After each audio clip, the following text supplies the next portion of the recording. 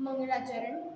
मंगलमय मंगल करण वीतराग में ज्ञान, नमो ताहि जाते भय अरहंतादि महान।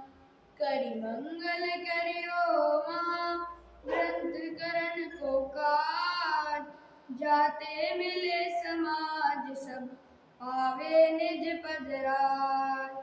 जाते मिले समाज सब पावे निज पद राज। आज का हमारा विषय है 4 अनुयोग। तो अपन ने पिछले प्रवचन में देखा था कि हमारा प्रयोजन है सुख की प्राप्ति और दुख का नाश। ये हमारा प्रयोजन मोक्ष में सिद्ध होगा। ये मोक्ष में जाने का मार्ग है सम्यक दर्शन, सम्यक ज्ञान और सम्यक चारित्र। जब इन तीनों की एकता होगी तभी मोक्ष की भी प्राप्ति होगी। अपन ने तभी सम्यक दर्शन समझ लिया था कि कैसे प्राप्त होगा। तत्वों के सच्चे सिद्धांत से सम्यक दर्शन प्राप्त होगा। उसके बाद सम्यक ज्ञान और सम्यक चारित्र भी तो बचते हैं ना, नहीं तो फिर अपन सम्यक दर्शन से ही थोड़ी मोक्ष की प्राप्ति कर सकते हैं। इसलिए आज अपन समझेंगे सम्यक ज्ञान। सम्यक ज्ञान कैसे प्राप्त होता है? शास्त्रों को पढ़ने से। अपन जो शास्त्र पढ़ेंगे वो कैसे होने चाहिए? वो ऐसे होने चाहिए, उनमें ऐसी बात लिखी होनी चाहिए जो वीतरागता की पोषक हो, वीतरागता को हितकर बताए, वीतरागता की पोषण करने वाली बात हो। लिखा भी है देवशास्त्र गुरु पूजन की जयमाला में, वीतरागता की पोषती जिनवाणी कहलाती है, यह है मुक्ति का मार्ग निरंतर हमको जो बतलाती है। ऐसे जिनवाणी के कथन करने की पद्धति को, ऐसे जिनवाणी के कथन करने की विधि को, ऐसे जिनवाणी के कथन करने के तरीके को अथवा प्रोसेस को क्या कहते हैं? अनुयोग कहते हैं। और वही आज का हमारा विषय है 4 अनुयोग। ये अनुयोग 4 प्रकार के होते हैं: प्रथमानुयोग, करणानुयोग, चरणानुयोग और द्रव्यानुयोग। पहला अनुयोग है प्रथमानुयोग। प्रथमानुयोग अर्थात जिन शास्त्रों में महापुरुषों के चरित्रों द्वारा पुण्य और पाप का फल का वर्णन होता है और अंत में वीतरागता को हितकर बताया जाता है। जो वीतरागता है ना, उसको हितकर बताया जाता है। अब आपके मन में यहाँ पे प्रश्न उठ रहा होगा कि सिर्फ कथा कहानियों वाले शास्त्र को ही तो प्रथमानुयोग के शास्त्र कहते हैं ना? उत्तर है नहीं। सिर्फ प्रथमानुयोग, सिर्फ कथा कहानियों वाले शास्त्र को ही प्रथमानुयोग के शास्त्र नहीं कहते, क्योंकि जो कथा कहानियां हैं उनमें अगर वीतरागता का पोषण हो, अंत में, शुरुआत में, मध्य में, कहीं ना कहीं तो वीतरागता का पोषण होना ही चाहिए, नहीं तो वह प्रथमानुयोग के शास्त्र नहीं कहलाएंगे। जिन कहानियों में, कथा कहानियों में वीतरागता का पोषण हो वह शास्त्र प्रथमानुयोग के शास्त्र कहलाते हैं। अब आपके मन में एक और प्रश्न उठ रहा होगा, फिर शास्त्रों में, प्रथमानुयोग के शास्त्रों में कथा कहानियां लिखी ही क्यों? डायरेक्ट वीतरागता का पोषण करो ना। उत्तर है ये जो रागी जीव होते हैं, रागी जीवों का मन केवल वैराग्य और वीतरागता में नहीं लगता, वैराग्य कथन में नहीं लगता, वीतरागता में नहीं लगता। इसीलिए जिस प्रकार बालक को पतासे अर्थात मिठाई के साथ कड़वी दवा दी जाती है, उसी प्रकार तुच्छ बुद्धि जीवों को कथा कहानियों के माध्यम से वीतरागता में रुचि बढ़ाई जाती है। और आपके मन में फिर से एक और प्रश्न उठ रहा होगा कि अपन ने देख लिया ये प्रथमानुयोग के शास्त्र है, तो लेकिन कौन कौन से हैं ये प्रथमानुयोग के शास्त्र? यहाँ पे उदाहरण के लिए कुछ शास्त्र लिए किए हैं। 24 तीर्थंकर पुराण, पद्म पुराण, आदि पुराण, 63 शलाक पुराण, 63 शलाक पुरुष, ये आदि, ये प्रतिमानियोग के शास्त्र है। और भी प्रतिमानियोग के शास्त्र हैं, ये तो अपन ने सिर्फ उदाहरण के लिए देखे थे। अब है कर्णानियोग। कर्णानियोग शब्द दो शब्दों को जोड़ के बना है, करण और अनुयोग। करण अर्थात जीव के परिणाम और गणित, अनुयोग अर्थात कथन करने की पद्धति। अगर अपन कर्णानियोग का पूरा अर्थ करें तो जीव के परिणाम और गणित के कथन करने की पद्धति को क्या कहते हैं? कर्णानियोग कहते हैं। अगर अपन ऐसे कर्णानियोग के शास्त्र होते हैं, कर्णानियोग में जीव, कर्म, तीन लोक, गणित आदि का वर्णन किया गया है। तो जीव में गुणस्थान और मार्गणास्थान आदि, कर्म में ज्ञानावरण आदि, द्रव्य कर्म, भाव कर्म, लोक कर्म, तीन लोक में ऊर्ध्व लोक, मध्य लोक, अधोलोक। ऊर्ध्व लोक में 16 स्वर्ग, मध्य लोक में जम्बूद्वीप आदि का विस्तार से वर्णन किया गया है। अधोलोक में 7 नरक पृथ्वियों का वर्णन किया गया है इत्यादि। और गणित के अंतर्गत 3 लोक का नाप, योजन, जीवों की संख्या, गणना और नाप का वर्णन, ये और भी बहुत सी चीजों का कर्णानियोग में कथन होता है। इसमें विशेष बात यह है कि अति सूक्ष्म केवल ज्ञान गम्य बात का वर्णन रहता है। किसमें रहता है? ये कर्णानियोग में अति सूक्ष्म केवल ज्ञान गम्य बात का वर्णन रहता है। और ये जो कर्णानियोग है, इसके भी फिर प्रसिद्ध शास्त्र हैं। अपन ने जैसे प्रतिमानियोग के शास्त्र देखे थे, 24 तीर्थंकर पुराण और भी देखे थे, वैसे ही कर्णानियोग के भी है, लेकिन ये प्रसिद्ध शास्त्र है।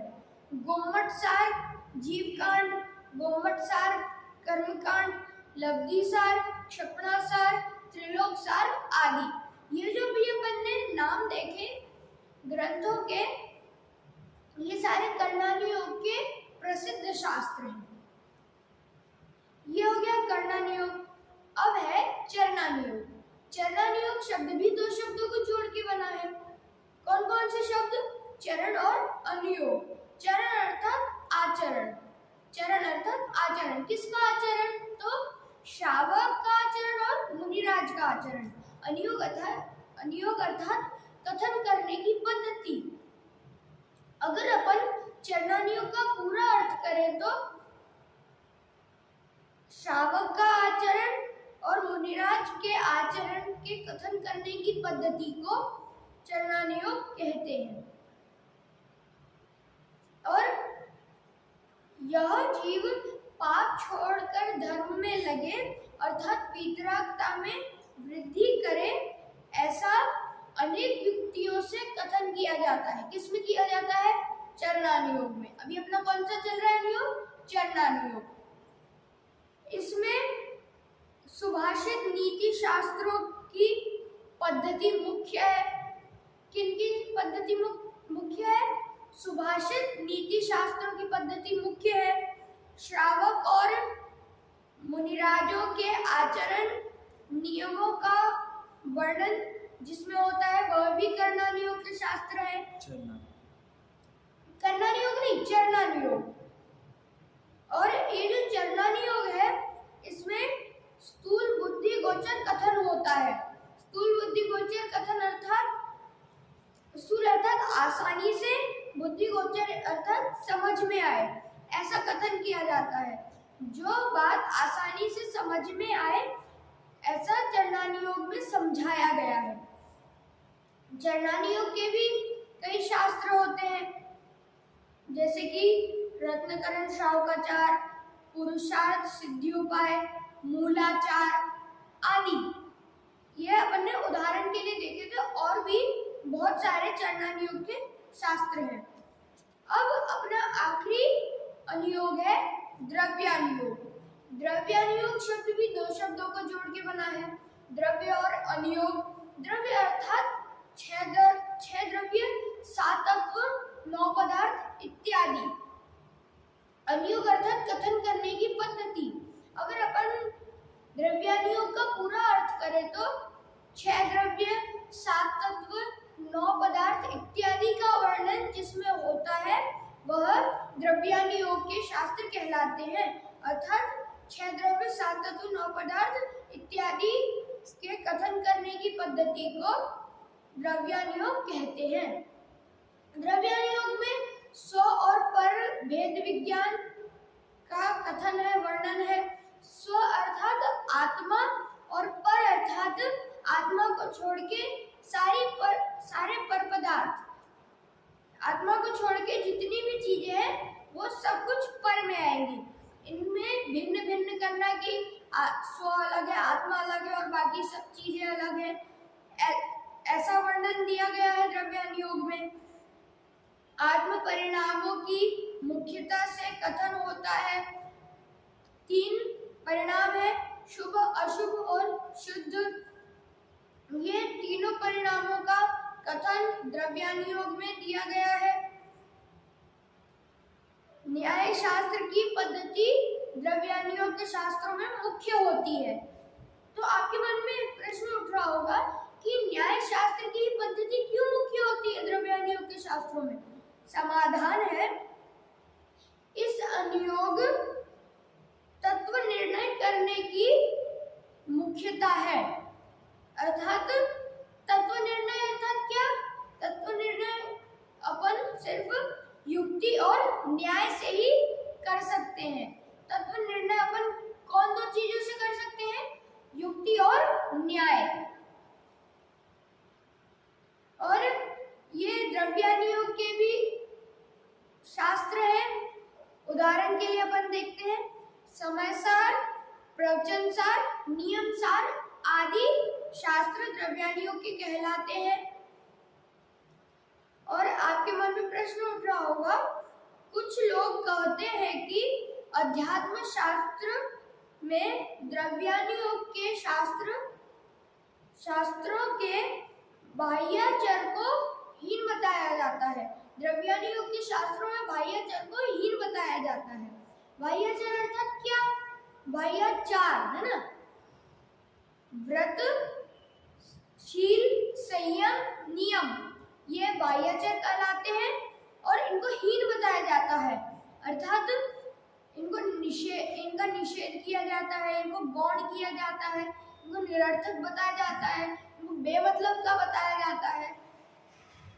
कोई अज्ञानी भ्रष्ट हो जाए तो इसलिए द्रव्यानुयोग के शास्त्र को पढ़ने का निषेध किया जाता है। तो उत्तर है कि पहला उत्तर है कि अगर गधा मिश्री खाकर मर जाए तो ज्ञानी जीव तो सज्जन जीव तो मिश्री खाना नहीं छोड़ेंगे ना। उसी प्रकार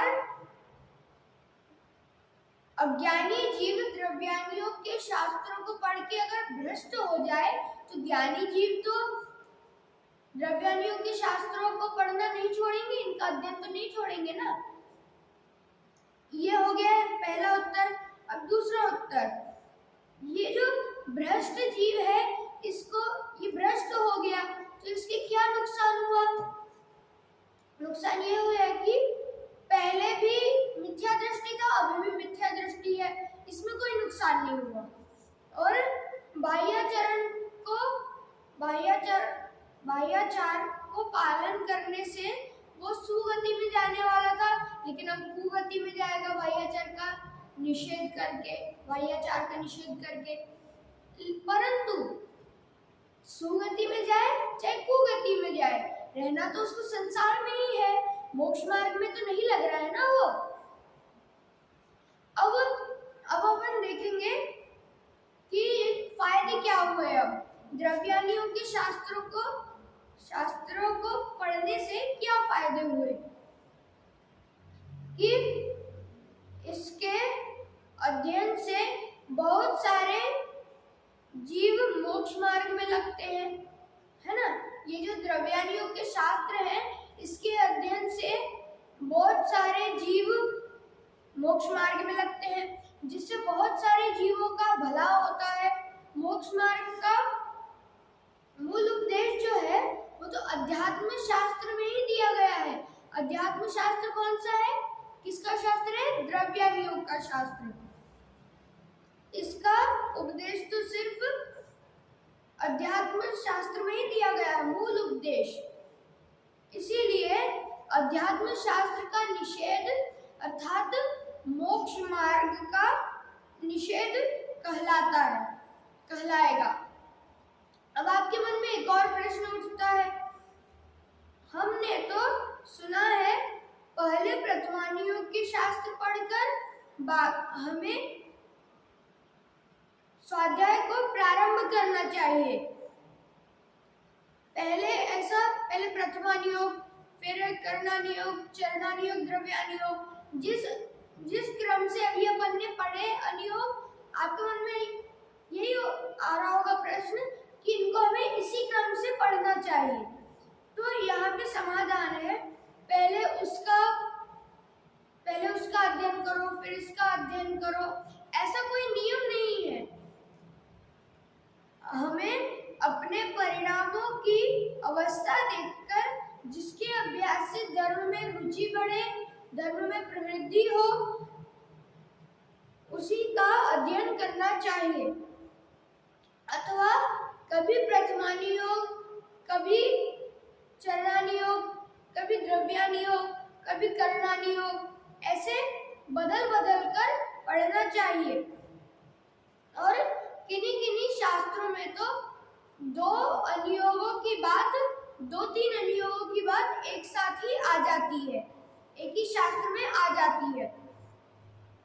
और जैन धर्म के अनुसार तो यह परिपाटी है कि पहले द्रव्यानियोग अनुसार सम्यक दृष्टि हो, फिर चरणानियोग अनुसार व्रतों को धारण कर वृत्ति हो।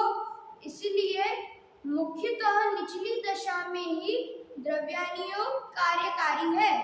और अपन ने अभी ये 4 अनियोगों का स्वरूप समझा है, सच्चा स्वरूप समझा है, और हम भी इन 4 अनियोगों को अच्छे से समझकर इनको अपने जीवन में अपनाए, इनमें जैसा बताया गया है इसको समझे, अच्छे से समझे और सम्यक ज्ञान की प्राप्ति करें। इसी मंगल भावना से विराम।